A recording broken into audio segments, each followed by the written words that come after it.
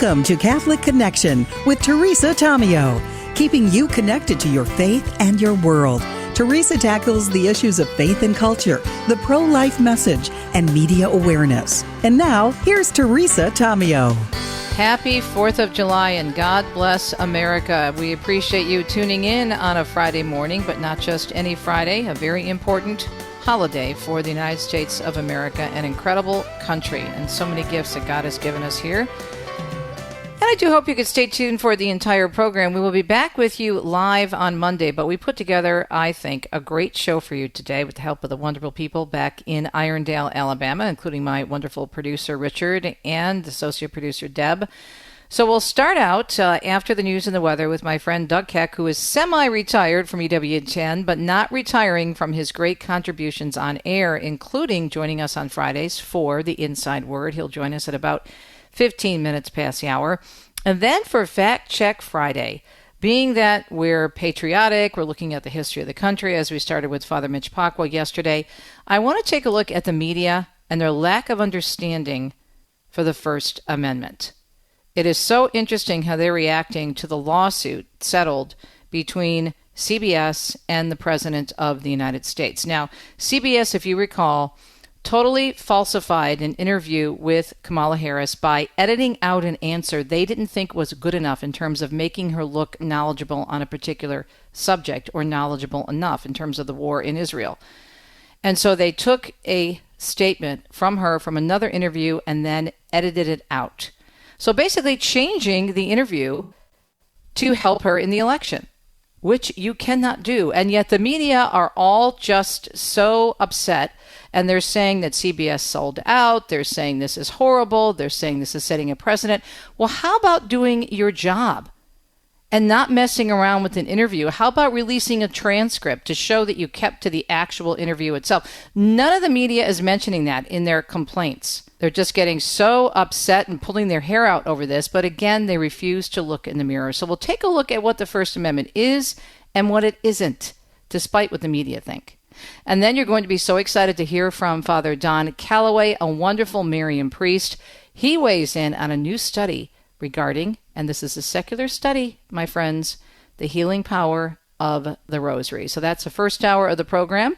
Let's take a look at the weather, giving you an idea of what you're in for this weekend. Well, 4th of July festivities, especially in the South and Florida, the Southeast, are going to be erupted by rainy weather. Florida already seeing showers and thunderstorms this week is due to a possible tropical system in the Atlantic that has a medium chance of developing over the next week. Now, even if there's not a tropical development, the rainy weather is expected to persist into next weekend. The rest of the country, they're saying, for the most part, will have decent weather. Right now, it's a few minutes past the hour, and we do need to check the news here on a Friday, July 4th, on EWTN. Happy 4th of July. Rome 25, the Way of St. James, Santiago de Compostela 27, Jerusalem 33. It's a long name, but it is the name of a project that was created by a group of young people and presented this week at a briefing at the Holy See Press Office as part of a manifesto of young Christians in Europe.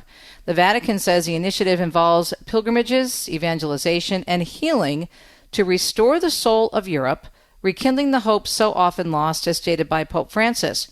Those involved, according to the Vatican, aim to tell the world that everyone can reconnect with beauty and truth and love of Christ, especially when it's difficult in times of trouble and struggles.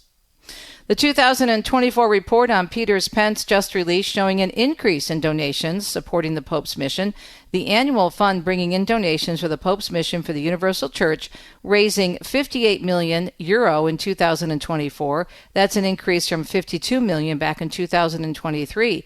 A total of €13.3 million funding 239 direct assistance projects in 66 countries around the world. The Catholic Conference of Wisconsin decrying yesterday's decision from the Wisconsin Supreme Court upholding a lower court ruling that allows abortions to continue in the state despite a long-standing near-total abortion ban still on the books. The conference saying in a statement it's nonsensical for the court majority to pretend that Wisconsin's long-standing abortion ban was impliedly repeated by previous legislatures. For 175 years, everyone in the state, supporters and opponents alike, understood that the law and its subsequent amendment reflected the legislature's intent that abortion should remain illegal. Well, the 4th of July travel period in full swing. AAA is predicting over 72 million people are venturing out at least 50 miles from home over this Independence holiday period. It began on June 28th and it goes through July 6th. That's an additional 1.3 million road travelers compared to 2024. It also says 5.84 million will be flying to the destination, and that's also a new record. Meanwhile, here's some good news. Average gas prices are down as people hit the road for the 4th of July. AAA reporting the average price of a gallon is $3.16. That's a little higher than a month ago, but about 35 cents cheaper than this time last year. Prices are highest in California, where the cost averages $4.56 a gallon, and cheapest in Mississippi at $2.70. Federal officials are warning of lone wolves who pose the biggest terror threat during holiday celebrations amid tensions between the U.S. and the Middle East. Tensions escalating on June 22nd when the U.S. bombed nuclear sites in Iran, according to the Trump administration officials. The Department of Homeland Security said the agency is working closely with the FBI and other federal, state, and local law enforcement partners to ensure a safe and secure Independence Day across the country. According to the statement, the DHS said, "We are enhancing security measures and coordinating intelligence sharing to proactively address potential risks, including those from lone wolf actors." At this time, they said DHS is not aware of any specific or credible threats for 4th of July celebrations this weekend. Meanwhile, medical and safety experts are looking to raise awareness about the dangers of fireworks. Dr. Michael Lakawa of UCI Health in Southern California says he treated one little boy who lost 3 fingers on one hand, but also suffered injuries to his stomach, colon, and small bowel. There are certain types of fireworks that are essentially loaded with types of gunpowder that explode. They're like small pieces of dynamite, and they cause an explosion which has a wave of energy that passes through your body. That child has now recovered. Last year, there were more than 14,000 fireworks-related injuries reported in the U.S., most of them involving hands, head, and ears. 11 people were killed. The Consumer Product Safety Commission reminding folks to never let children play with fireworks, to keep a bucket of water or a hose close by in case of a fire, and carefully follow instructions on packaging when handling fireworks. Andrew Whitman tells us today a state judge in New York is ordering New York State prisons to fully implement a new law cutting back on how long inmates can be kept in solitary confinement. The State Department of Corrections and Community Supervision suspended the new rules under emergency provisions during the informal prison guard strike earlier this year. The judge Wednesday ruled the department couldn't do that and ordered the new policy be in place by July 11th. That new law, the Halt Solitary Confinement Act, limits how long any inmate can be kept in solitary and bans solitary for inmates considered vulnerable, including people under 21 or over 55 and the disabled. Andrew Whitman, NBC News Radio, New York.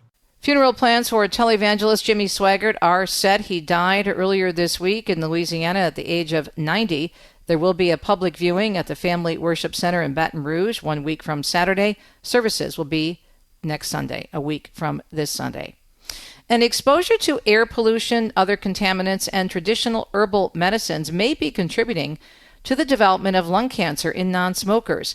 That's according to a study published in Nature, that these substances can be linked to the same genetic mutations that are associated with smoking and that promote lung cancer development. Scientists finding that more air pollution a person endured, the more tumors were found in their lungs.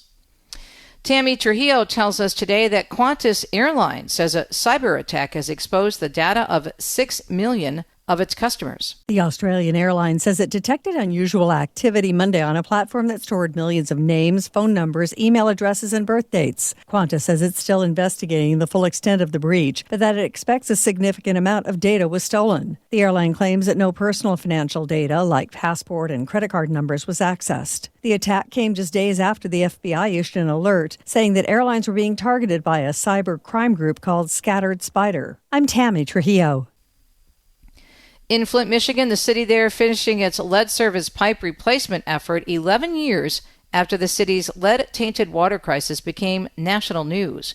Nearly 11,000 pipes are replaced. The water crisis began in 2014 when the state-appointed emergency management managers switched Flint's water supply from the Detroit supplied system to the Flint River to save money, but did not treat the water to prevent corrosion. The city was then sued by residents and nonprofits back in 2017 and agreed to a settlement to replace all lead pipes. Brian Shook tells us Microsoft is laying off thousands of employees in its latest round of cuts.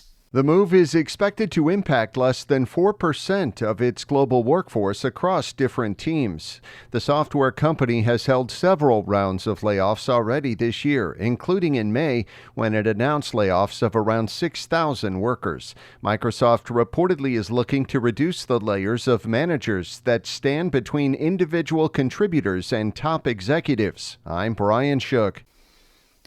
And the Pittsburgh International Airport needs volunteers to take part in a dress rehearsal ahead of its new terminal opening. The airport is looking for 3,000 to 4,000 volunteers who will reenact what the opening day of the new terminal will look like in an effort to have a smooth first day of the terminal once it opens. The volunteers will act as passengers and will follow scripts as they move together through the terminal. And taking a look at the weekend, Jurassic World Rebirth is on track to rule the box office over the holiday. I can guarantee your safety. I mean, more or less. More or less? The latest entry into the dinosaur franchise brought people out for the theaters on Wednesday for a projected opening day gross of $28 million. It's expected to make nearly $130 million. Over the long holiday weekend, Jurassic World Rebirth stars Scarlett Johansson as a dinosaur hunter, and it sets up a new series of Jurassic Park movies. So far, the franchise has made over, get this, $6 billion worldwide since the first Jurassic Park came out in the early 90s. That's a look at the news on this 4th of July holiday. We'll take a look at the First Amendment when we come back for our Fact Check Friday. Happy 4th. God bless America.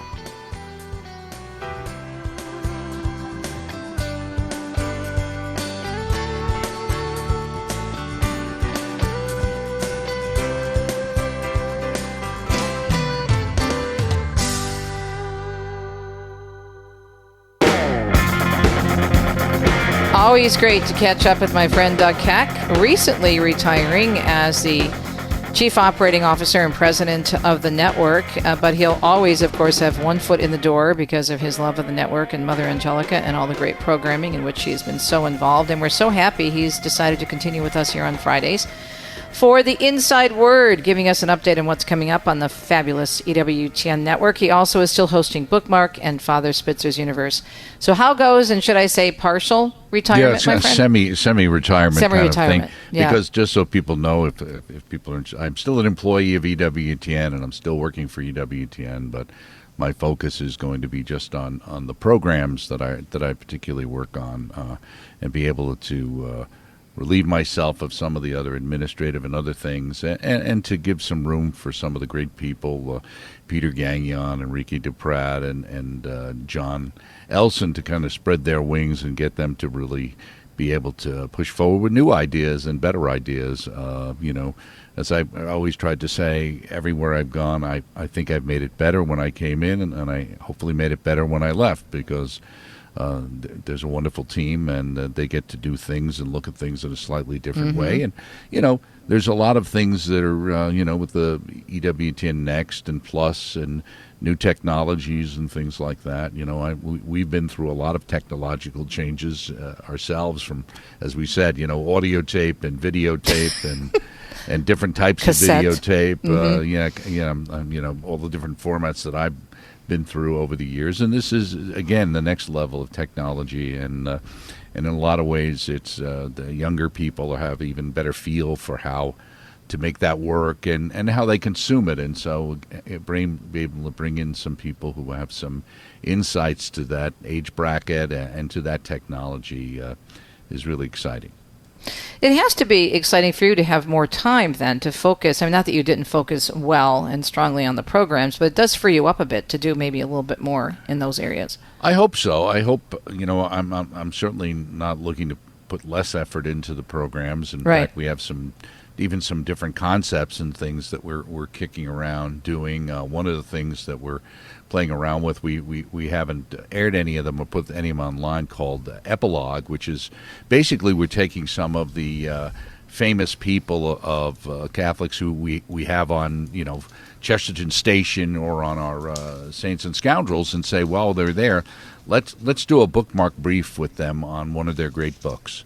Kind of a thing, and just something that's a couple of minutes long that introduces this wonderful, great work of this famous Catholic, and them in character talking about their book and why they wrote it, etc. So that's something new we're trying. We've been talking about doing something maybe on Father Spitzer's, a segment in the future, maybe this fall, called Alternate Universe, where we might have one show a month or something like that. We have a guest on. That Father might be able to interview as well, give a kind of a little different feel for the show, just mix it up a little bit. So those are a couple of different things kicking around, continuing to do the Catholic Sphere on theology with Colin Donovan gives us an opportunity to talk about some interesting topics, so there's a lot of fun, but it's also the ability of not having that pressure all the time. And it really is a 24/7 pressure in many ways of having to be concerned about what's going on at the network, and what's happening. As you know, television is a 24/7 beast. Media is, things are always changing, things are always happening, and thank goodness over the years I have been able to step away and step back from some of those things, so that's been greatly appreciated. Working on the news and getting it, and then kind of stepping back from it because it wasn't something I really wanted to spend my life on when I was younger, and I wasn't interested in spending my life on it later on in my career. So I was happy to be able to focus on the things that were more oriented towards evangelization and the teaching and those kinds of things, and different ways of presenting information, hopefully in a pithy format that people could access, and then make them want to learn more. Well, I think I love the title, Alternate Universe, because doesn't it feel like you and I have talked over the years about how sometimes some people seem to be living in an alternate universe? Like, where are they, and where's reality? So I think that's a very catchy title. Okay, we do want to discuss, I'm sure your programs are part of this, and I don't want to let us get away with the time because I always love to promote what we do. Absolutely. What's coming up? We've got 4th of July weekend, of course, but then what about next week? What are we looking at? Well, 4th of July weekend, happening today, there's a news special called Faith on the Hill that our news team put together. I think I'm interested in watching that one myself. Almost sounds like a contradiction in terms there, Faith on the Hill, but hopefully it's getting better. So we'll see how it's playing itself out. And then over the weekend, we've got a couple of specials. Watchmen of the Night, very popular program with Benedictine nuns. Something's exciting. You'd probably be interested. Marian Procession from the Holy Land. This is a monthly rosary procession from the site of the Annunciation Incarnation in Nazareth. And it's airing at 3 p.m. Eastern Time. You can check that out. Focolare people can check out Kiera Lubick, Love Conquers All. That's tomorrow night, Saturday night at 8 p.m. And then on Sunday, Into the Breach. It's a mini-series. You can check that out. There was a new episode involved with that. And as we moved into the following week, we also have the Holy Mass from... just wanted to confirm that is from Nazareth, direct from the Holy Land, and that airs on Monday the 7th at 12 p.m. Eastern Time. So a couple events from the Holy Land. We've got also our mini-series on Good Soil with Jason Craig, talking about, in a sense, getting back to the basics and seeing that kind of simpler lifestyle and kind of the farm idea and how that relates to growing of faith, etc. And a couple of new programs with Matthew Bunson talking about his great book on the Pope, on Women of Grace as well, airing next week, and also Living Divine Mercy with a special 200th episode with Father Chris Alar. Wow, 200th episode. Wow. Yeah, so it goes quick, I tell you. It does go quick. So, yeah, again, check out EWTN.com. Look forward to, on Roku, our new version of our kind of moving from the on-demand to the plus concept, which is a lot more flexibility, a lot more programming, hopefully a lot more excitement will be gained, reaching more people, which is what the goal is. And, so there's a lot going on at EWTN. Check out EWTN.com. Check out our on-demand platform, like I said. But especially also look for our wonderful Podcast Central, which we keep adding some great podcasts, and the best of EWTN and the best of the rest. Hey, and guess what? I have some good news to tell you. You're probably already aware of this, but I'm going to say it anyway. The Saints in Italy series that we did with EWTN Mission Advancement, as of last week, we're well over 5,000 who've signed up for it. So I thought that was a pretty good number, right? That's a very good number. That's great. Yeah. Congratulations. Yeah. Thanks. Congratulations. Well, congratulations to the Mission Advancement team. And I was talking yesterday about their incredible newsletters that they put out, the e-blast, where and this is another outlet of ours, right, where they put this summary together and you can find out about a saint, and it's so easy to learn, and it's all in one place. And I think with the new technology, as you were mentioning, Doug, this is, I think, where we've really, honed in on these different outlets and these different ways to communicate the gospel. And we have to be there, right? Absolutely. We have to be everywhere. That's what Mother always said years ago when she first went on cable, and and people said, well, you're launching, and by then we had launched Playboy Channel. You're on with Playboy and HBO and these other terrible channels, and Mother said, right, we have to be there. We have to be there in right. opposition to we can't cede the ground to Satan, so to speak. We have to be there to offer the truth and the light of the alternative, to be there. And that's why we need to be EWTN everywhere. We need to be EWTN everywhere, available through your smart TV or on your iPad or on your phone, or however, on whatever format that's out there, quite on Instagram, TikTok, etc. Some of them are pretty nasty things, but unfortunately, whether we like it or not, a lot of young people are on those things. And if we want to reach some of them, especially people who are searching, let alone the lost, we really have to make sure our material's out there, and at least making people aware of where the truth can be found. Nobody can force anybody to do anything. Our Lord gave us free will, and Mother always said that. It's our job to put it out there. It's the Holy Spirit's job to convert people. Yeah, because I know you have a whole, the network has so many stories of how people just happen to be, flipping through the channels and come across Mother Angelica or another program. Doug, thanks so much, and happy semi-retirement, but we're so glad you're going to be joining us on Fridays, as usual, for our Inside Word. Have a happy 4th of July. More Catholic Connection coming your way on a Friday. Happy 4th. Stay tuned.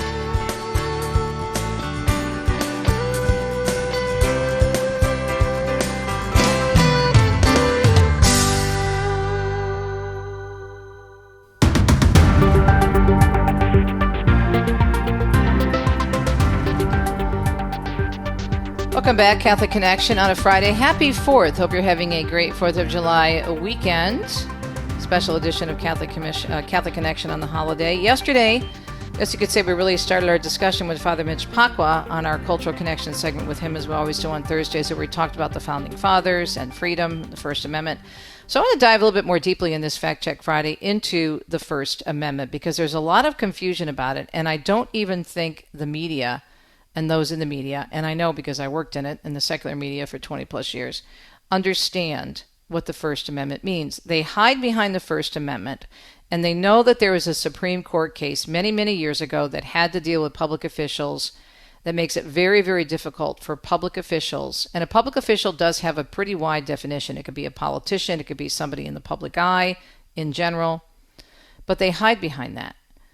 Now, I know we live in an overly litigious society, and I don't like to see everything having to go to the courts.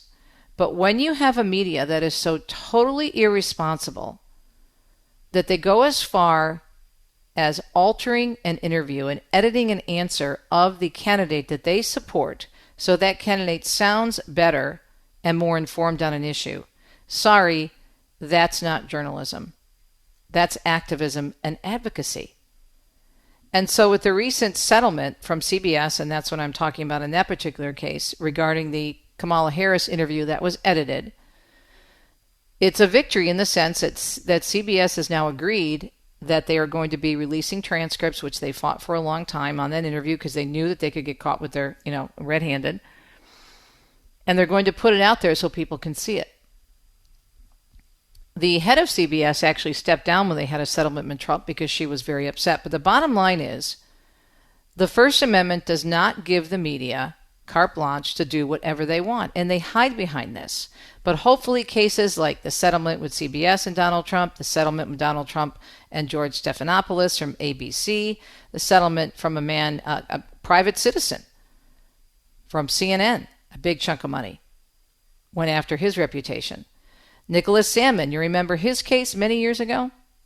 The young student, pro-life student, high school student, simply waiting for a bus after participating in the March for Life, and all of a sudden he's the worst person in the world. And his family literally had to go into hiding. His reputation as a young man was ruined, and he's still struggling with it this day. But he did win some settlements against some of the media. There are some cases involving him that are still going on. But freedom of speech is not absolute and does have limitations. You could just Google this, okay? 5 common limitations include defamation, false statements that harm someone's reputation, incitement to violence, speech that is likely to cause imminent lawless action. There's a reason why they say you can't yell fire in a theater, because that would cause chaos. I mean, that's a kind of a cliche, kind of a saying, but you get the picture. Obscenity, threats, statements that communicate a serious intent to commit violence, fighting words, words that are likely to provoke an immediate violent reaction. But let's take a look at defamation again. This involves making false statements about someone that harm their reputation.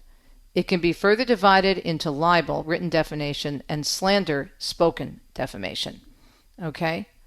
So these are just a few examples that there are limits when it comes to the First Amendment. And when this decision came out in terms of this settlement regarding CBS and the way they falsely edited the Kamala Harris interview before the election, because they didn't think the answer that she gave originally in that sit-down interview was the best to help her reputation, they actually took a soundbite from another interview and put it in the 60 Minutes presentation.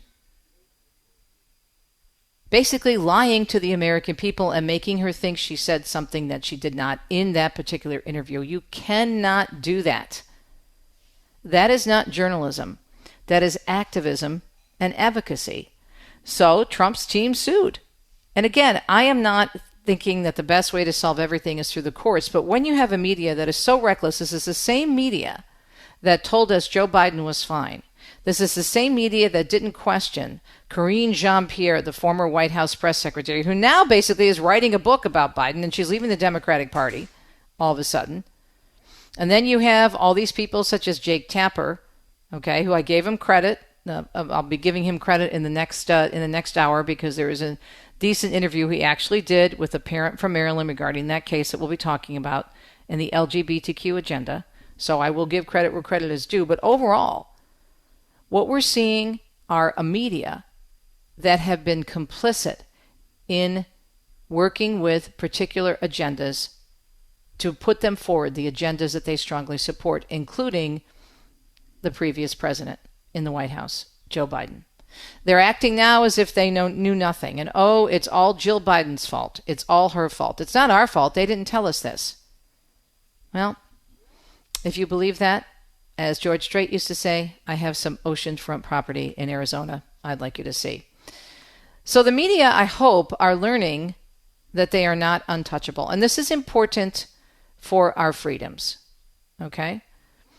What's interesting and why it's so important sometimes to take it this far, if you can, and Trump obviously has the means to do so, because there are two agendas, I think, that are equal in the media, and this has been my experience. You've heard the old saying, money talks.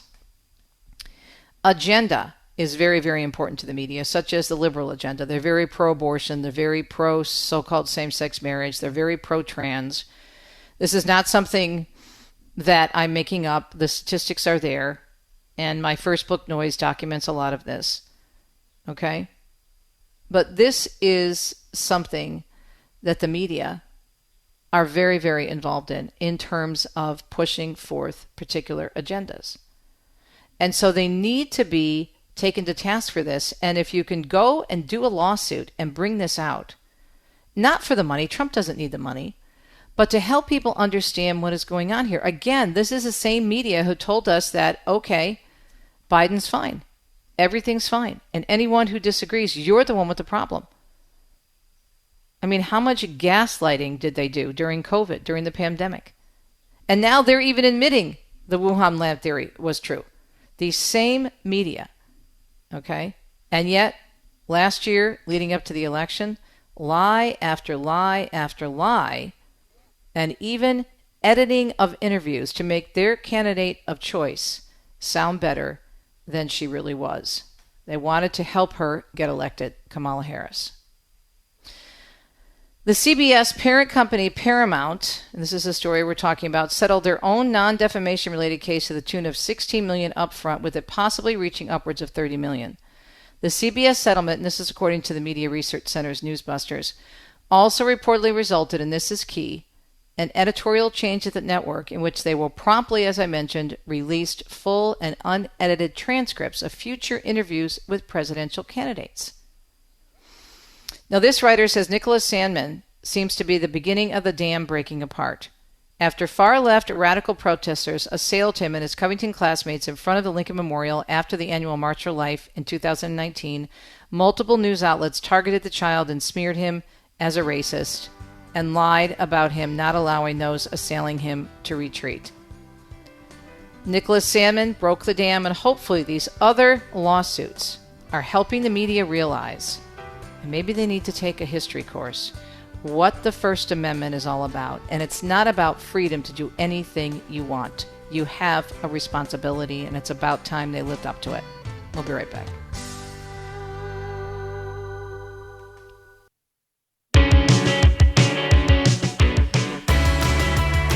Sometimes when these secular studies come out that prove what the Catholic Church and our Lord and Mother Mary has been saying forever, I kind of envision, but God would never do this because he's all merciful and all loving.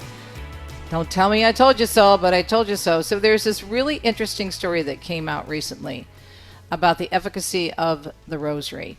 And the other important point in that study is the fact that there are all kinds of stereotypes about people who pray the Rosary prior to this new research coming out. So the stereotype is, it's, uneducated religious people, religious zealots who know nothing about their faith, and they're just, pinning their hopes on, a bunch of beads.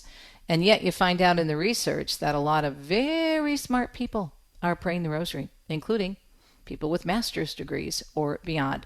To discuss this, someone who knows all about the efficacy of the Rosary, our good friend, Father Donald Calloway. You know him as well from his books and his many talks and his ministry. He is amazing. And of course, he's a promoter of the Divine Mercy message, and we love that as well. Father, great to talk with you. How are you? Hey, good to talk to you too. Yeah, I'm doing very good. Thank you. Long time no talk to. So I immediately thought of you because I know your connection to Our Lady and the impact that she had on your life and your reversion to and conversion to the Catholic faith. So I'm just going to read just a little bit about this story. Basically, the Rosary, actually, they showed in this study that it is extremely efficacious in terms of calming people down and opening them up to faith and just to a better way of life. I'll get into some of the details in the study a little bit later. But when you saw the story, what was your first reaction to it? It's funny. I mean, I'm such a guy, so my first reaction was like, duh, right? Of course. It's like, we know this. The devout Catholics know this. The saints know this. The popes know this. And so I'm glad that everybody else is finally catching up. Yeah. We know this, What did you think in terms of how they were talking about the people and the stereotypes that were usually, it's the old people, it's the people who don't have any education, they don't know what they're doing? Yeah, unfortunately, they got that kind of right in the sense that a lot of people unfortunately do think that today, right? They think, the Rosary, that's something my grandma does, or that's something a sister does in a convent or something. But that's not true, actually. It's for everyone, and you don't have to have, know 12 languages to pray it. It's the basics. And from a child to, any culture on any continent, everybody can do it. And so, yeah, it's amazing. It's absolutely amazing. So we need to kind of turn that around to get people to realize, no, it's for everyone, and it's okay to do it. It's wonderful to do it. Yeah. Let me read just a little bit of information about this. Research shows that praying the rosary correlated positively with reduced depression and increased optimism about the future, and higher levels of rosary prayer correlated with increased empathy, which I think is huge. In an era where mindfulness apps dominate smartphones and meditation studios populate urban corners, a new groundbreaking international study suggests the ancient Catholic prayer practice of praying the rosary may offer comparable mental health benefits to Eastern-inspired meditation techniques. The research, published in the Journal of Religion and Health, and by the way, you can find this article on the Register, also challenges assumptions made about traditional practices such as the rosary, revealing surprising insights about who is actually praying the rosary in 2025. Researchers from Italy, Poland, and Spain surveying 361 practicing Catholics to assess the impact of praying the rosary on well-being and mental health. They found that participants who prayed the rosary reported higher levels of well-being, increased empathy, and significantly lower levels of religious struggle or spiritual anxiety. Wow. While research has shown can be benefits of other meditation techniques. So let's talk about this. What has Our Lady been telling us, Father, about the rosary over the centuries? Yeah. Well, it's funny you mention Our Lady because, in all of the approved apparitions of Our Lady, the most constant theme that she is asking of the visionaries and to the whole world is to pray the rosary. And she's our mother. She knows best. She wants us to be happy. She wants us to be healthy. And, this is a vocal and mental prayer, so it's meditation. And we're meditating upon the mysteries of Christ. And that's what Our Lady would want for us, for her spiritual children. And that's gonna bring us, so many benefits, spiritually, but even as this study is showing, physically. I mean, it calms your heart rate. It gives you peace. It makes you, as you said, more empathetic. It makes you more loving and all of that. And who doesn't want that? Who doesn't need that? So I think Our Lady's telling us, look, the world will be a better place if you listen to what I'm telling you. Pray the rosary. Meditate upon these mysteries of Jesus. I had the same reaction. I guess it's because I'm a cynical, curmudgeon journalist from way back. But I'm like, duh. But again, I have God and Mama Mary saying, don't say we told you so. But I mean, it's so obvious. The more we see this, and the other thing I thought about, Father, too. And by the way, we're talking with the amazing Father Don Calloway. It really doesn't need an introduction, but we'll give you some background in a minute. I thought about all the people coming into the Catholic Church this year. Thousands in the United States. We had almost 2,000 in the Archdiocese of Detroit.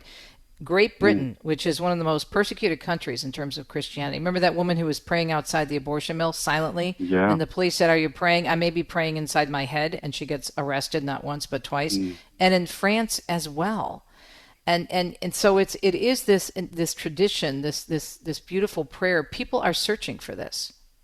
Mm-hmm.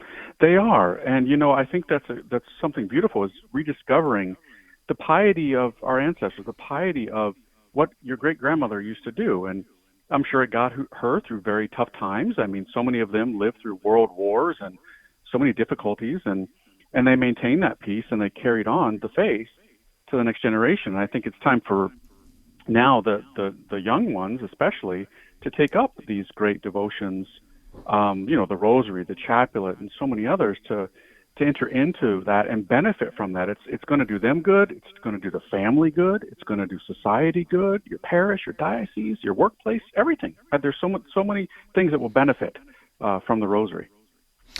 Can we talk, Father, a little bit about what the Rosary is in terms of, it really is a meditation. You mentioned it briefly in the beginning. It is a meditation on the life of Christ and the Gospels, that's right. Basically. So, yeah, it comes right out of the New Testament, too. That's the amazing thing, because sometimes there's people who don't understand it, and they think, oh, that's just something Catholics made up, and it's silly repetition. Well, no, it's in the New Testament, so we're praying the Word of God, right? And St. Paul says the Word of God has power. It never goes out and doesn't reap fruit. It's the Word of God. And so when we pray those prayers and meditate upon it, there's going to be tremendous fruit. And I love this, people like Venerable Fulton Sheen and others have said, every time you say those prayers, it's not just a crazy repetition, because our Lord said, don't just repeat words if they're meaningless. Well, these aren't meaningless words. These are from the Bible. And so we're basically saying to God and to Our Lady, our spiritual mother, I love you, I love you, I love you, I love you, every time we say the Hail Mary and are meditating. And what mother doesn't want to hear that? Jesus wants to hear that from us. And so he's not going to be offended and say, hey, stop saying that. No, of course not. But if we have love in our hearts, we're meditating upon these mysteries, it's basically just, I call every Hail Mary a butterfly kiss to heaven, because we get distracted, right? Yeah, I mean, I've never prayed a perfect rosary. I don't have angelic precision to, just focus on one thing for a long period of time. I get distracted like everybody else. The saints did too. But that's the butterfly kiss, right, that you give to your parents. And they'll take every single one of them, even if they're distracted. Little kisses, they'll take every one. So don't be discouraged if you're listening to this and you think, I don't pray it well. Well, that's all right. Most of us don't. But love perseveres, and parents love those little butterfly kisses. So let's keep doing it.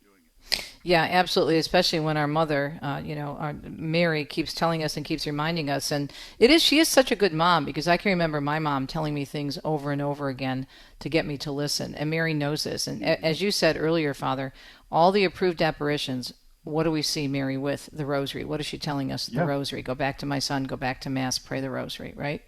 Mm-hmm. That's right. That's exactly right. And, you've seen it too throughout history. Whenever there's, some conflict in the world, or there's a particular nation maybe where there's some ideology that's threatening to take over, a leader has just, gone completely crazy. Well, time and time again, you see groups that rise up, not with arms, not with violence, but by praying the Rosary. And what happens? Peace comes back, and these regimes are overthrown, and by peaceful means. And I mean, it's incredible. If you read about, somebody's got to write a book just on that, about how the Rosary in so many countries has helped to overcome these kind of issues in a peaceful way, and restored, society. It's tremendous. I mean, it's a book waiting to be written. It really is. Yeah, I totally agree. We're talking with Father Donald Calloway. He's a Catholic priest, obviously, author, known for a very dramatic conversion story. He works, of course, on Marian themes. He's a member of the Congregation of Marian Fathers of the Immaculate Conception and serving as a vicar provincial and vocation director for the Marian Fathers. Father, why do you think they got away from the Rosary so many years ago? I mean, when we were growing up, I don't understand that. What did those who pushed, especially those who were seeking vocations, those who are in the seminary, saying, oh, Rosary, we don't do that anymore? What do you think happened? Yeah, it is unfortunate, that's for sure. I don't know. I mean, there's probably a lot of causes, but I think, the 60s and 70s, there was just a lot of worldliness creeping into the life of the church, into even, unfortunately, seminaries and convents and all of those things. And I think that people just thought, well, you know what? We're modern now. We've got science, and we've got this, and we've got that. And so they started to ditch some of these practices. But look what happened. I mean, so much, just things happen in society to break down the family and break down order. And now, interestingly enough, as we're talking about, in a journal of, religion and health and scientific studies, they're saying, you know what? This actually, maybe we shouldn't have got rid of these things. There's benefits here that help everyone. So whatever the many causes are and were, I think now we're realizing, you know what, we shouldn't have jettisoned these things. They really did do great good. Of course, we're chatting with Father Donald Calloway. And Father, before we let you go, I have about 2 minutes left. So there's so much else I want to talk to you about. We have to have you back on because it's been a while. What are you working on right now? Do you have a new book coming out? What's going on with Father Calloway? Yeah, so I'm working on 4 books at the moment. I don't recommend that, 4? by the way. I know, it's crazy. I'm at the same time? Sure. Yeah, it's nuts. What are you, bilocating now? I don't get it. What's going on? I don't have that gift, but so I'm actually working on another one on the Rosary. It's about St. Dominic and the Rosary. Yeah, so, and then a book on martyrs and a book on St. Joseph again. So got that going on. And then, I'm always doing pilgrimages. So I just got back from Italy, and I know you love Italy. And I'm doing pilgrimages like 3 or 4 a year now. I love doing those, meeting great people and just going to all those holy shrines. And then I've got the vocation work for our community. We have 21 seminarians, and we have another 9 entering next month. It's amazing. Wow. So praise God. Wow. And you know what? We have a lot to thank, of course, obviously God, but his Mama Mary helping him with that, I'm sure, right? So what's the best? They're all Marian. Yeah, exactly. What is the best place to find you online, Father? Yeah, so my website is fathercalloway.com, and you have to spell out the father part, so fathercalloway.com. You'll see all the books, all the pilgrimages, and all that good stuff there. Okay, Father, God love you. Great to catch up, and thanks for your insight on the Rosary. Listen Thank to you. your God bless mother, right? As Mother Mary, as in Mother Mary. Amen. We'll be right back on Catholic Connection. Stay tuned.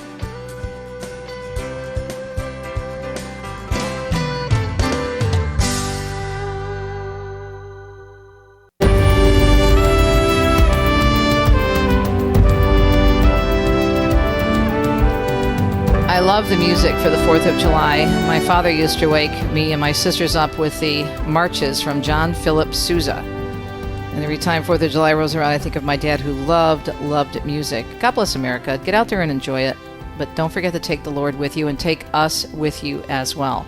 Coming up in the second hour of Catholic Connection, which will be on EWTN Radio Extra, of course, we are going to be taking a look in our 2 cents segment. First up, with a recent decision that came out about a week ago, this is such good news for parents, not just in the state of Maryland, but everywhere. We're going to take a look at the Maryland schools and how they were defeated at the High Court, the U.S. Supreme Court, when they tried to pull a fast one on parents, first saying that parents would be notified and allow for the children to opt out when it came to them introducing just some very, very inappropriate and totally over-sexualized material to children as young as 3 years old. And then they switched it and said, oh no, we're not only not going to allow you not to opt out, but we're not going to tell you when we are bringing these materials into the classroom. And it wasn't about just reading books. That would be bad enough. There were discussions. They would ask children questions about what are your pronouns and do a certain search on the internet for particular words pertaining to sexuality. Totally out of control. Now, parents from all different religions, Christian, evangelical religions,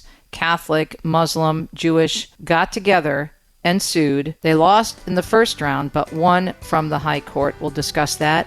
And then we're going to hear a beautiful pro-life testimony from Father Shenan Boquet on what they're doing to stand up against all the attacks on life. He was in studio recently, and we sat down with him, and we're sharing that interview with you again. Coming up on a Friday morning, a special edition for 4th of July. We'll be right back.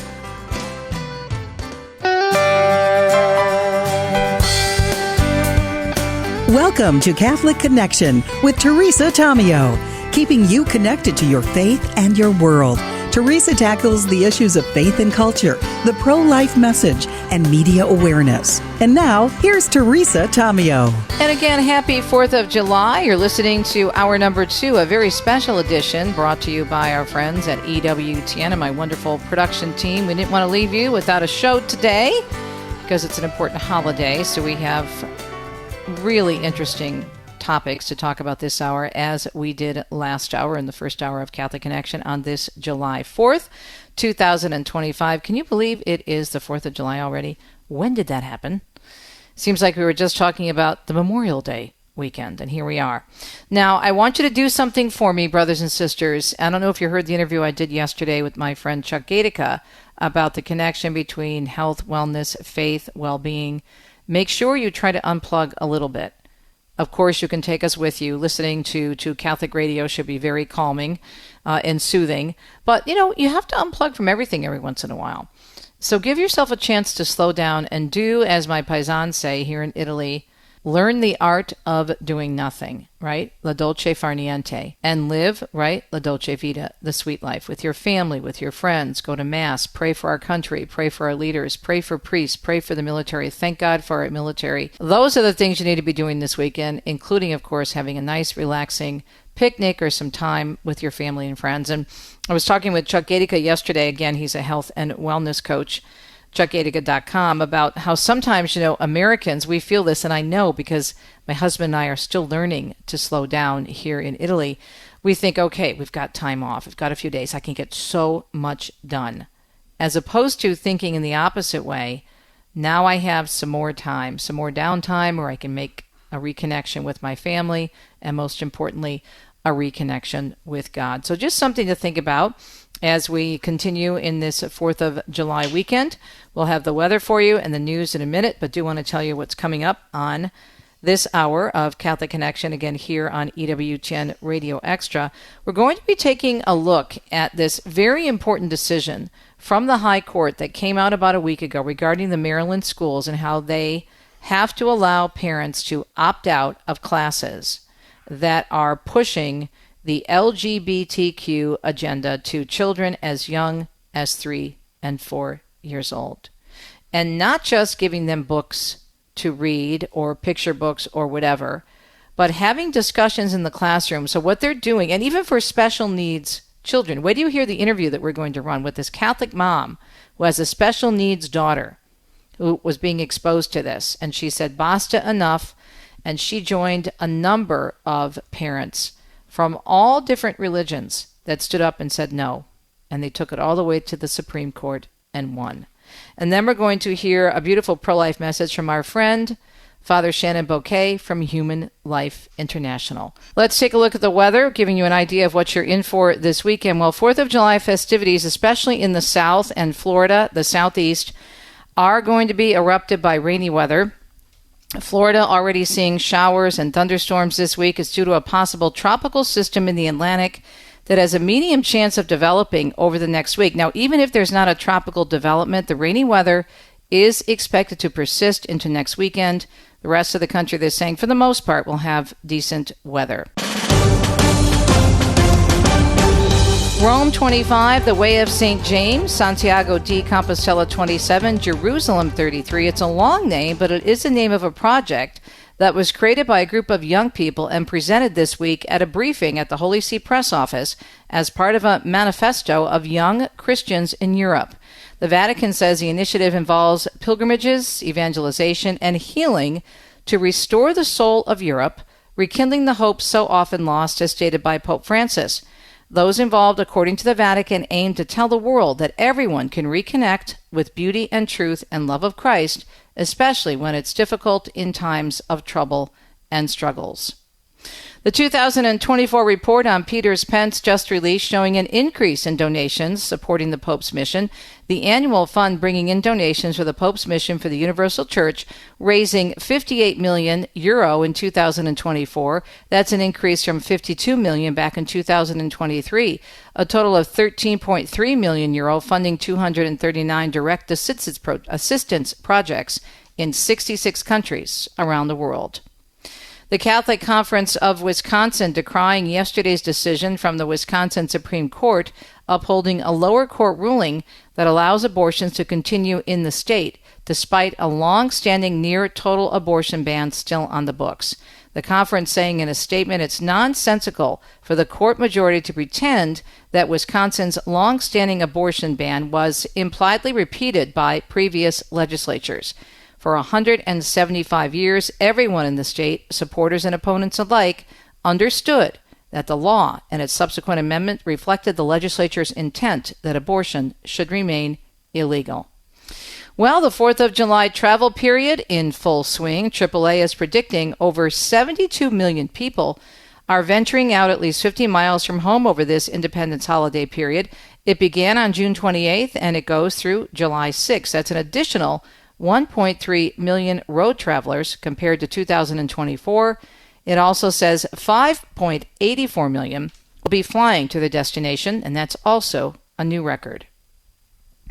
Meanwhile, here's some good news. Average gas prices are down as people hit the road for the 4th of July. AAA reporting the average price of a gallon is $3.16.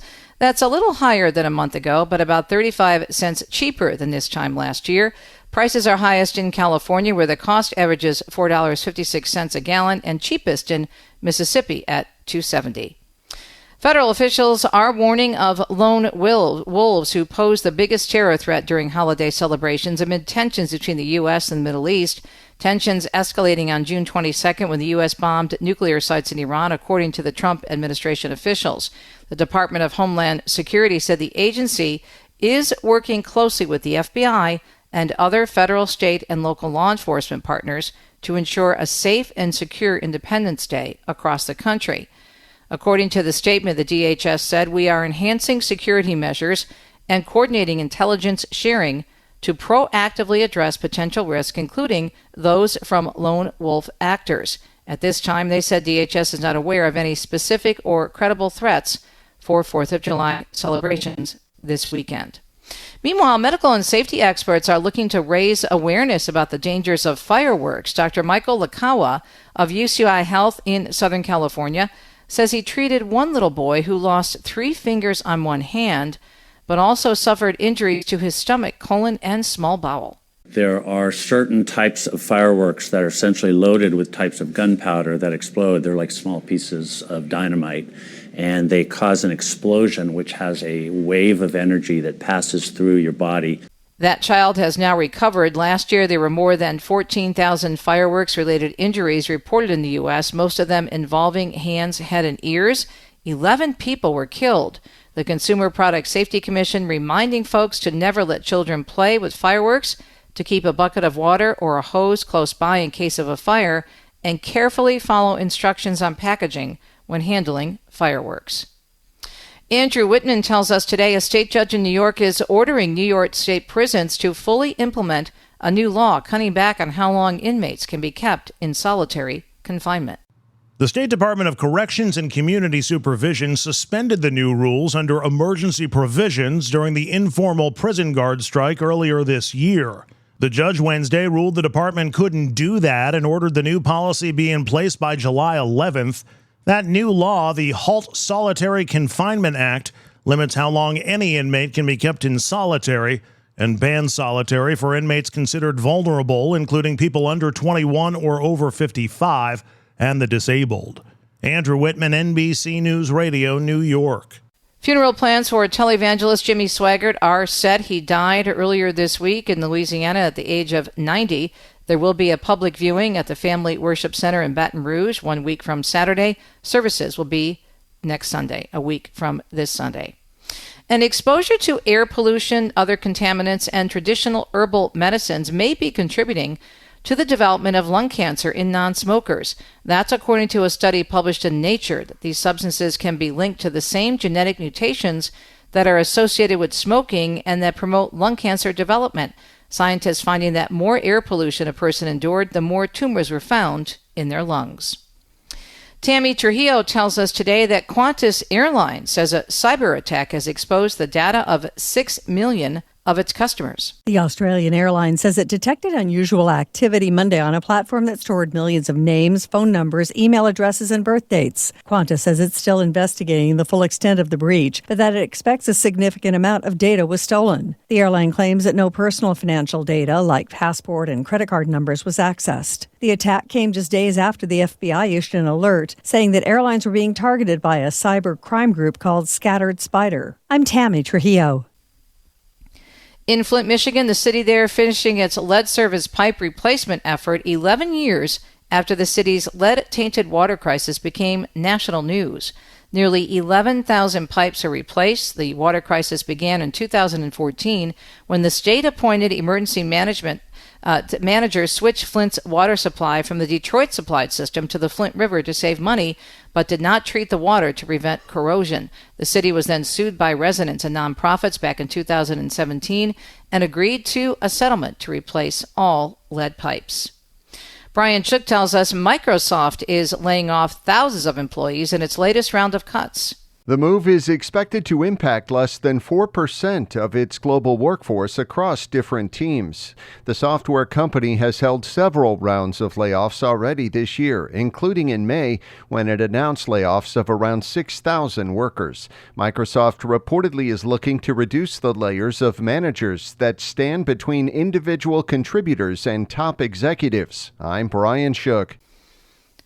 And the Pittsburgh International Airport needs volunteers to take part in a dress rehearsal ahead of its new terminal opening. The airport is looking for 3,000 to 4,000 volunteers who will reenact what the opening day of the new terminal will look like in an effort to have a smooth first day of the terminal once it opens. The volunteers will act as passengers and will follow scripts as they move together through the terminal. And taking a look at the weekend, Jurassic World Rebirth is on track to rule the box office over the holiday. I can guarantee your safety. I mean, more or less. More or less? The latest entry into the dinosaur franchise brought people out for the theaters on Wednesday for a projected opening day gross of $28 million. It's expected to make nearly $130 million over the long holiday weekend. Jurassic World Rebirth stars Scarlett Johansson as a dinosaur hunter, and it sets up a new series of Jurassic Park movies. So far, the franchise has made over, get this, $6 billion worldwide since the first Jurassic Park came out in the early 90s.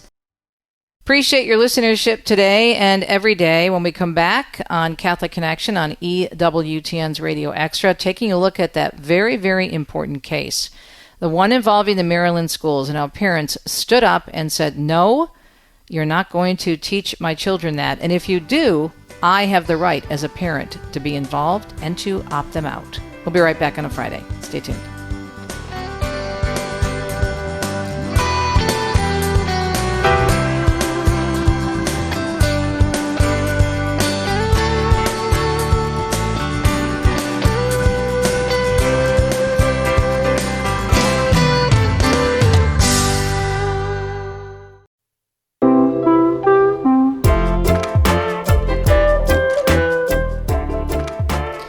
Welcome back, Catholic Connection. Great to be with you on a Friday morning, and it's our 2 cents segment. It's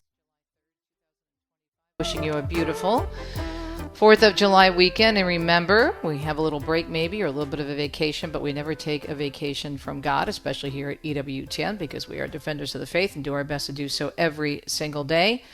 Holidays and beyond, and regular Monday through Friday, every day of the week, actually. Well, we're talking about freedom. Yesterday, we started the discussion with Father Mitch Pacwa on our Cultural Connections. On a Thursday, he joins us every week. And I wanted to dive in more deeply because this case actually was affirmed and happened. The decision happened with the Supreme Court when I was off for a few days, taking a brief vacation in southern Italy. But it's such an important story. And it ties right in with Religious Freedom Week and our efforts to understand our true freedoms in this country as Americans and especially as people of faith. So this is a case where the schools in Maryland were basically trying to force and indoctrinate young children with the extreme left, gay, and trans agenda. And all parents were asking for is the right to opt out.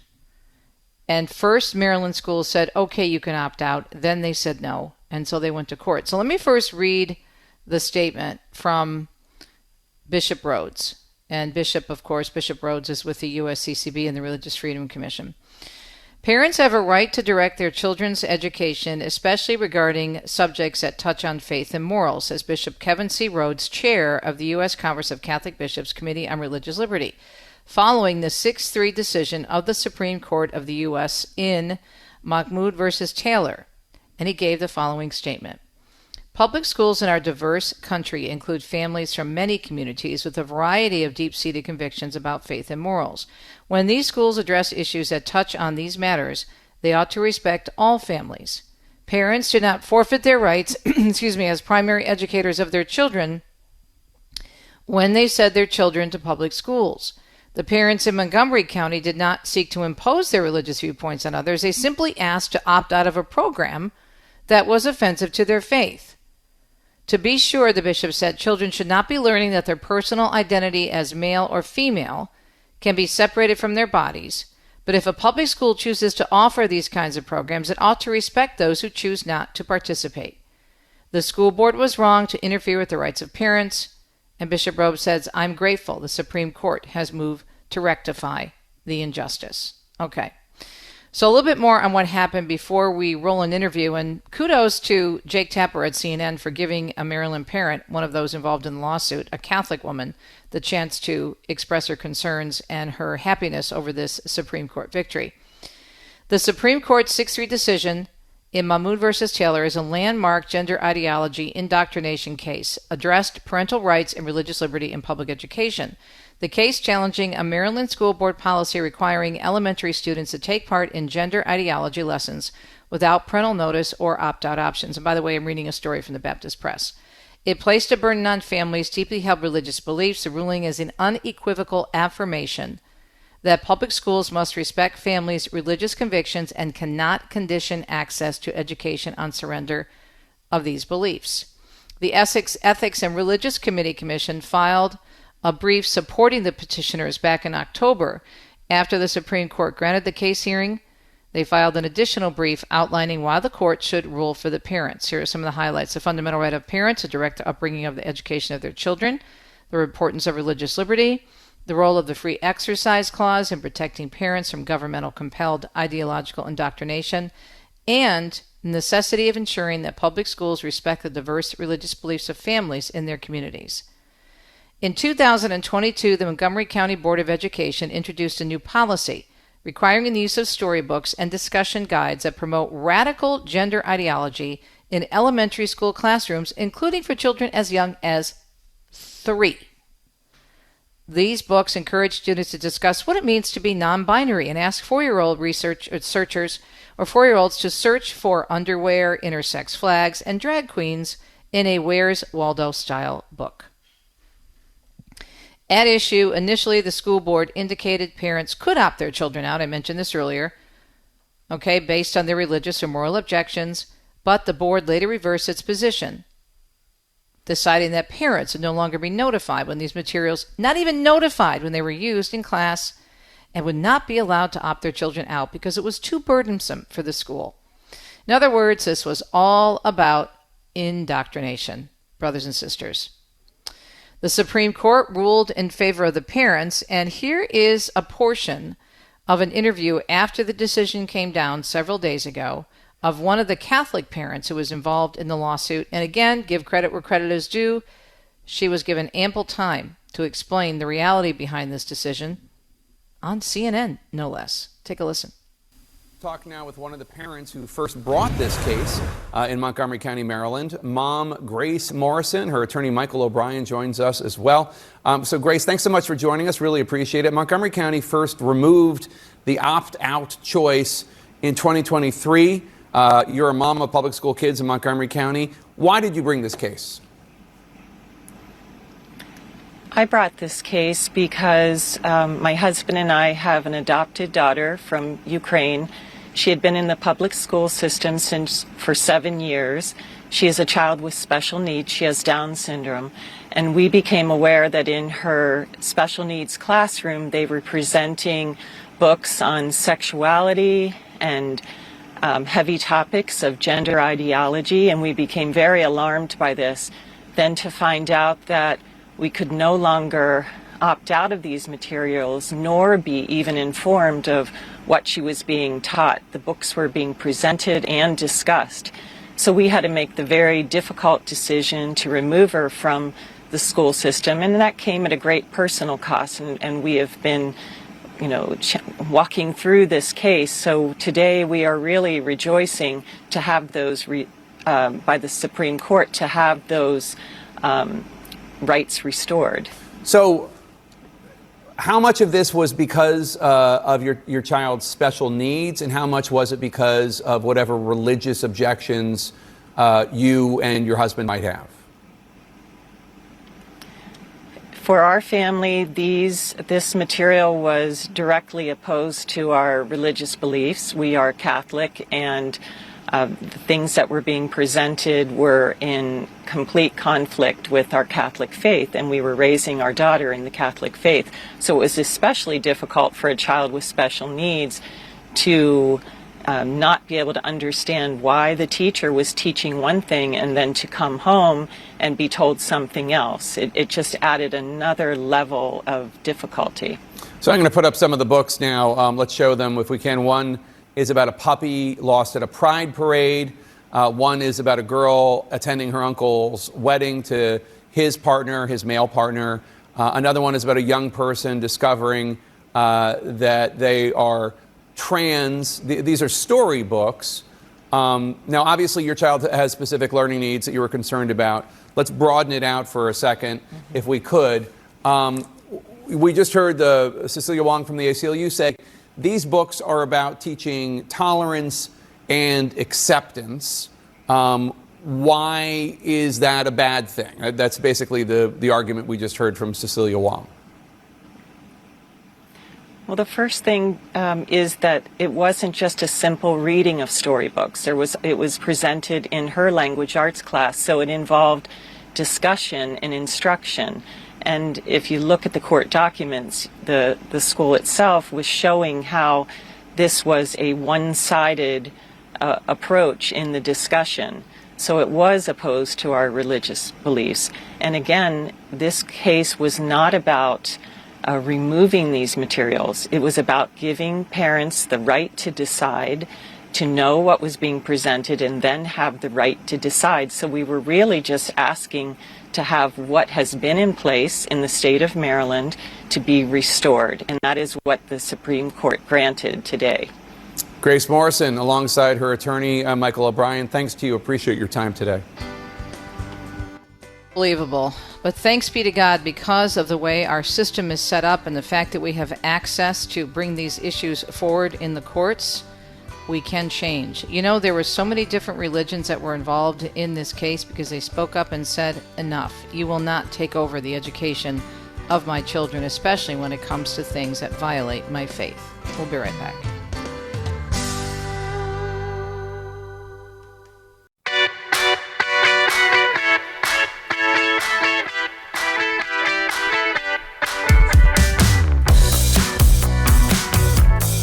It's the bottom of the hour on a Wednesday. Great to be with you. Second hour of Catholic Connection. It's June 4th, 2025, and great to have Father Shenan Boquet with us from Human Life International, who's in studio.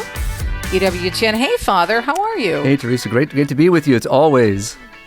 And you know what? It's nice. It's warm. You're in Irondale. I'm in Italy, and we're both in very comfortable temperatures and not in the freezing cold. Oh, wow. I just returned from Italy just a few days ago. Oh, good for you. I'm assuming you were in Rome. I was in Rome, and also pretty much across the country. I was there during the time of the conclave, and was there when our Holy Father emerged from the loggia. And then about a week later, I met up with a group of Catholic Daughters of the Americas for a pilgrimage in Italy, a Eucharistic pilgrimage. So I love them. They're always on with me too. I've spoken at their events. They're terrific. Well, we're happy that you're in studio. I know you're taping some shows. Tell us about your time at EWTN and what you'll be doing. Oh, it's always a blessing to come back. I was just telling one of the EWTN employees, I've really been coming to EWTN since probably 1987, 88. Wow. And so I have a great love for the network and great love for the mission of the network. And Mother was a good friend and always very supportive of my priesthood.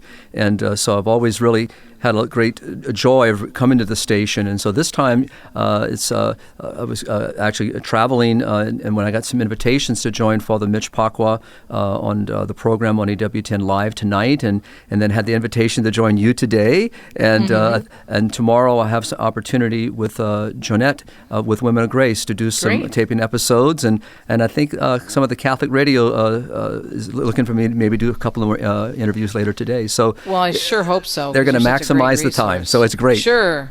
Well, we can't let you, walk out without doing a number of interviews because you're such a great resource for us. And I love talking to you at the March for Life. But as I say, I'm very grateful that we're both in at least warm temperatures. Yes. I love covering the March for Life, but the cold sometimes can be a little bit difficult to deal with. Exactly. So what are your main topics that you're covering on the various shows, Father? So tonight for EWTN Live, Father Pacwa and I are going to talk about depopulation, looking at, what often people call the demographic winter or the demographic bomb, looking at, U.S. policies, world policies that really sadly undermine the beauty of family life, the beauty of conjugal love, and the fruitfulness of that love, which are children. And sadly, with most of the world, especially the developed world, being below replacement level, the consequences of such decisions are going to be extremely harmful and detrimental to society.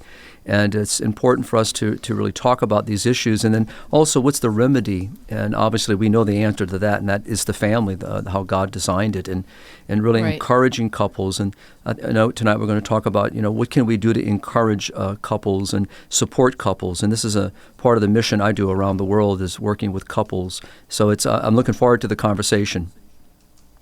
Now, what do you think? Do you think we're getting the message about this? There seems to be a lot of emphasis. I know Pope Francis spoke a lot about this even before he passed away, about what's happening in Italy in terms of the low reproduction rates and the numbers there. Are people becoming more aware, do you think, Father? I think that many people are talking. It's coming from the secular segment of society as well. I mean, when you hear people like Elon Musk, who would not necessarily share our Catholic or Christian principles, but looks at it from a business point of view, and what are the consequences when you have a lower population? And one thing that I think people are seeing is, how do you maintain your social structures? So here in the United States, for example, how do we maintain the things that we all take for granted that we use every day, our highways, water, from sewage, electricity, the various infrastructures that our taxes are paying. But when you have a smaller tax base because you have an aging population, the consequences are quite severe. And this is what we're seeing in states like California. We're seeing in other states that have promoted such kind of harsh environment for family life, looking more towards social means in the sense of providing, pretty much everything to people. But how do you pay for it? How do you pay for these structures? How do you pay for these services? Even to the point of medicine, how do we pay for health care? So these are very crucial issues that are now being raised by people in government, looking at policies. We see this on a global scale as well, where governments like Russia, for example, has been offering incentives to couples to welcome more children. Even the patriarch himself got involved in the conversation. We've seen the same thing in other countries, but it really hasn't had the impact. And so, and really it's because we have so convinced people that children are bad, family life is bad, it costs too much money. And yet what people don't realize is that these decisions all have consequences. It's interesting. There was a new study that just came out about the mental health of moms, and I couldn't help but think, and I had Patty McGuire Armstrong with me discussing this. I just couldn't help but think if there is somewhat of an agenda underlining this, that, you're having these mental health problems because motherhood is a bad thing. I maybe I'm just a cynical reporter, but I've been covering the life issue for so long, and that's the agenda that they want to put out there, though, is it not? Absolutely. Yeah, we've seen here in the U.S., remember, program after program on national TV, demeaning fatherhood, demeaning motherhood, looking at, if you welcome more than one or two children, you're doing something bad. You're not supporting the environment. You're causing harm to society. You're being selfish. All this has tremendous impact mentally, spiritually, and of course physically, and this is why the narrative has to change. And what we're doing here at EWTN and with your program, many others, obviously we're speaking to our own audience, but our audience needs now to take that message into the larger scene. Exactly. I always say that, how do you get to Carnegie Hall? That old saying, practice, practice, practice. Even the choir needs practice, Exactly. And we're not just singing to the choir, right? Right. Father, stay tuned. We've got another segment with you. Can't wait. And so blessed to have you in studio with us, Father Shenan Boquet from Human Life International. We'll be right back.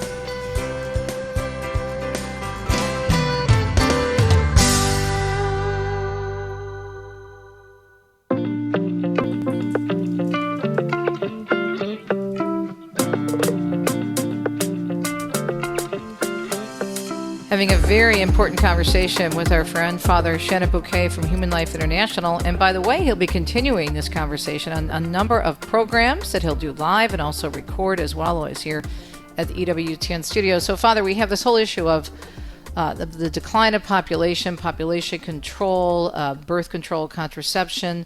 You and I were talking during the break, and I did my T's 2 cents segment earlier on this. This whole transgender agenda is just so dangerous. You have now a whole other group of people that are basically being sterilized. And so there you go. You're even declining the population even further. Exactly. And this is something that, our audience may or may not be aware of, that, Planned Parenthood is very heavily involved in. Mm-hmm. And so because it's another means of not only of population control, but also it's a means of getting people on the particular drugs that they will have to take for their lifetime. Once you begin this regimen, there's no turning back from it, in a sense of your dependency upon it, to maintain the lifestyle that they have chosen.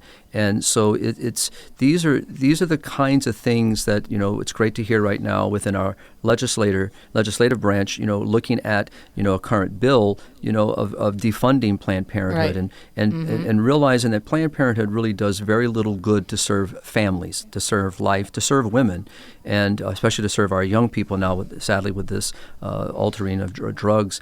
And it's important for people to educate themselves themselves why we should be defunding Planned Parenthood, among many other organizations that are causing harm to our children and to people in general. So, the sad thing is, this is growing globally. This is I mean, when I travel, I see more and more of this issue rising. At the same time, I'm starting to see more pushback. And I think that the current administration, under the Trump administration, who is really kind of pointing out, the falsifications of this, is having a global impact. And they're seeing that, there's pushback. We see this in the UK, where there's been some pushback. Yeah, I just mentioned that earlier. Yeah, with pushback. And then those whistleblowers who thought that they were doing the right thing by helping these young people do this so-called transitioning. Right. And then they realized that they were being lied to as professionals, because the big thing was it was like an assembly line, just like Planned Parenthood with abortion. Get them in and out quickly. Just get them the drugs, get them the abortion. No chance to think about it. Just get them in and not even sit down. And they promised all these psychological exams and counseling. Exactly. And nope. Get them on the drugs right away. And it's a narrative. I mean, I think it's the same thing we saw with the contraceptive mentality. It's whoever controls the narrative controls the mind of people. So we know that the mainline media, legacy media, the whole entertainment industry, has been very, very keen in keeping this narrative. So as we said in the first segment, when you have programs that are demeaning fatherhood, demeaning motherhood, demeaning marriage, promoting, promiscuity, these things it's a narrative, and people hear it and see it. We see the same thing with the whole transgender ideology, that, just it's a narrative. And when it's pushed, and as we see, sadly, in the United States, on the previous policy, not only is it a narrative, but a forcible narrative. The forcible narrative, It's so aggressively pushed. And right now, during the month of June, a beautiful month of the Sacred Heart, I know I just released my article yesterday on the topic of the Sacred Heart, but also the issue of how some people want to celebrate, so-called Pride Month. And it was great to hear, Cardinal Leo of Toronto. That was beautiful. Call this out. I read that yesterday. That was gorgeous. I quoted him in my column, and I think it's very important that that we call this what it is, and that it's false. It's a false ideology. It's a false symbolism, and it demoralizes and diminishes human dignity. And so we need to call it what it is, and not participate in anything other than that which is truth. And I think that's the narrative that we have to take back, and also within our own pews. And as you said at the end of the last segment, that it is so true. We have to tune up our own organ and tune up our own guitars, and because sadly, even within our own congregations, there's a lot of confusion on these various subjects, and sadly, my brothers at times in the priesthood and those in the episcopacy don't always address these issues from the pulpits enough. Not talking about, because we in our pews is such a mix today of people living various lifestyles. And at times we're afraid to address it because of the response. But we should address, and we need to address, and we need to find a path to help our people to see the good, the true, and the beautiful, and to live in accord with God's design. And if that makes people sometimes uncomfortable, then so be it. But the end is to bring people to Christ, to bring people to truth, and to bring people to live in accord with what God has designed for all of us. And that's the challenge today. And, oftentimes I'll say this, I've been invited, to different parishes around the United States and other countries. And I remember one time being invited in this one particular parish, and I was picked up in the airport, and we had discussed all the topics for the week and what we were going to do. And something must have changed in the mindset from the original invitation, and they asked me to change the topics, change the direction.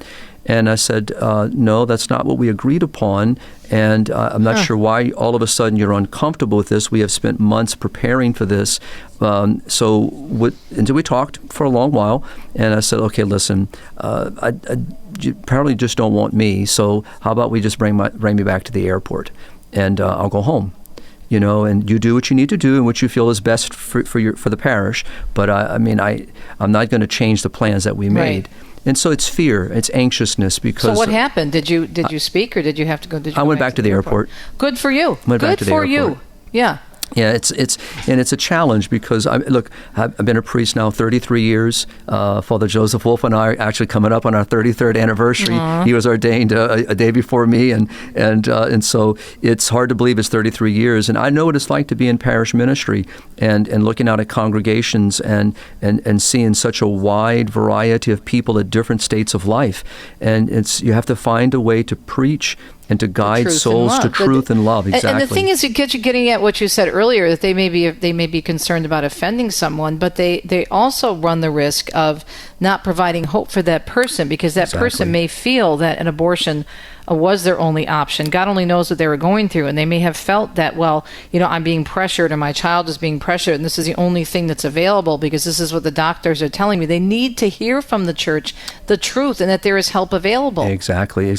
And also to hear good news. I mean, this is in California, probably about 8 years ago when I first went to this particular conference and spoke on the issue of contraception, conjugal love, the vocation of marriage. I met this young couple, and at the time they had welcomed 2 children and had decided that that was going to be all. And so during the conference, which they were participating in, they heard what I said and preached on, and I was there for about 4 days. So they got a good dose of 4 days of messaging. And so fast forward, this happened maybe about 6 years ago now. I was back in that same conference again, and I met this young couple again. And they said, we have been anxiously waiting for you to arrive. And so they said, stay right here. So I said, okay. So I stood there, and then all of a sudden out comes 3 more children. And she said, and one's on the way. And so they heard the message of God's truth, the beauty of love and conjugal love, the beauty of marriage, openness to life, praying and trusting God.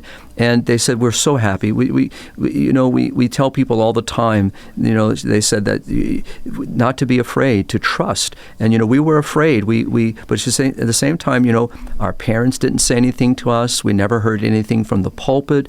We never heard anything in our marriage preparation about it. They said, you decide what you want to do. And, instead of encouragement, hope, as you said. And also, I think one challenge that I think the church has, and I'm grateful to hear Pope Leo talking about this now, is that we have to not only speak the truth, but we have to be there to accompany, to walk with, to support them in person. I remember when I was a younger priest, that can't do this today, sadly, because of the circumstances of bad behavior of some of my brothers. But when I was a younger priest, we would encourage, couples, work with couples and their ongoing formation, married couples. And then I also would promote date night, and I would babysit. And basically get a couple of adults together, and they would come over and they would drop their kids off. And we would babysit for them while they would have a 3-hour date, And it was, today, those are young adults. Some of them married themselves now. They said, Father, I remember when you used to take care of us and we played games and so forth and so on. It's a way of support. I mean, that's just one example. But how do we as a church not just support in language, but in actual practice? What can we do to really help married couples and encourage neighbors to help, to be supportive? It's to really build a community that really supports family life and seeks to support family life. And I believe that's the real challenge. I was raised that way, but also we weren't living in a mobile society when I was a younger boy. Right. Well, the Pope is already talked about the importance of families, and he mentioned that right out of the gate after he was elected. And then he also brought it up last weekend when he was wrapping up the Jubilee for the grandparents and Jubilee of families. Yeah, and I think that is really important. I also think it's important to let people know the language we use, and that there are documents and teachings available. People have not even in this day and age, and we have so much access to information, people are stunned that there are actually written documents that are out there the Church has given us, the USCCB or Pope Benedict or Pope Francis or whomever has given us these beautiful teachings that we can access, not to mention in addition to all the core teachings of the Church. Speaking of groups, I spoke to a women's group earlier this year, And I mentioned the document that the bishops put out about transgender because it was a question that came up. And this one woman wrote me after it. I always think it's interesting. It was Q&A. She could have written down the question. They never ask you in person, I think because they don't want to hear it, right? And so she writes me, and she was trying to be very sweet, but it was so condescending. I'm sure you regret what you said about the transgender agenda. And I said, no. Why would I regret the truth? It was like, she says, you might have offended someone in the audience. I said, if I did, I can't predict. There's going to be all types of people in every audience. There's no way to survey people. And even if I did, that would never persuade me from lovingly speaking the truth. And all I did was answer a question and give them documents. Exactly. But she didn't want to hear it. No. She wasn't open to it. And then when she did receive my email, she wrote me back and she said, I didn't know about those documents, but that's the thing, Father. So many people do not know. Exactly, and this is the thing that we, for HLI, that's so center in our mission is education, formation. So not just of our seminarians, priests, but of all of our lay faithful. Because I hear the same thing so often in the mission field. I've never seen this before. I never heard this before. Where can I get this? Where can I read this? And so people are really hungry. But when you hear, this is the beautiful thing about my formation. I was very fortunate and very blessed to be raised in a strong Catholic family that believed in its Catholic identity and promoted it and encouraged it to be lived. At the same time, my formation in seminary afforded me the opportunity to dive deep into the beauty of our church's teaching. And I know not everybody has that chance. But today, because of the internet, people have access to material that I myself didn't even have access to so easily, even in the seminary. So it's there. People need to be hungry. They need to be open. They need to be inquisitive. They need to be passionate about their faith. And at the same time, those in leadership responsibility, especially our pastors, need to take this moment of time. If we're going to change the rudder's direction on our ship, then it's going to take an effort. And it's not going to just happen by itself. It has to take work. It's going to take effort. And that's my prayer right now, that Pope Leo, I believe, is going to take up this baton and really run with it.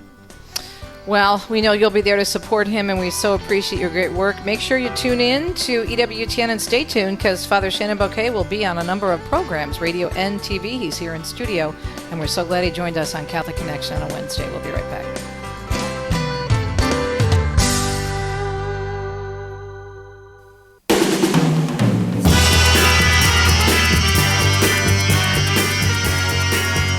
Thanks so much for tuning in to Catholic Connection on this, a 4th of July holiday, a special edition of our program here at EWTN's Radio Extra. We're so glad you tuned in. Hope you enjoyed it. We have a great program coming up for you on Monday. I'm so excited. My friend Steve Ray from Footprints of God is going to be joining us. July, of course, a month of the precious blood of our Lord. And Steve is joining us in the first hour to talk about that and the beauty behind it, the meaning. We had the Sacred Heart of Jesus in June. Now we had the precious blood. And I just can't get enough of learning about this. As long as I've studied, I have found, and Steve will, I'm sure, reiterate this on Monday, the more you study, the more you realize you have more to study and more to learn. This is just a never-ending well or an ocean of beauty in our faith. So look forward to that. We're also going to learn more about the brown scapular. And there's an event that is actually going to be offering free distribution. So Steve Kerr-Eckes, who's the founder of scapulars.com, will explain the power and meaning of the brown scapular. And then we're also going to take a look at the 150th anniversary of Our Lady of Mount Carmel in Hamilton, New Jersey, which is coming up. So this is pretty exciting. And what I love about the theme of Monday's show, and it's, God is the executive producer and Richard and Deb my producers, but something happens when you're talking about sacramentals, about important religious items. It gives us a reason to understand the faith more deeply. It's a tool, and we need to find out more about them. And this is going to be a great show. So excited about Monday. But in the meantime, relax. Have a great weekend. God love you. Happy 4th of July.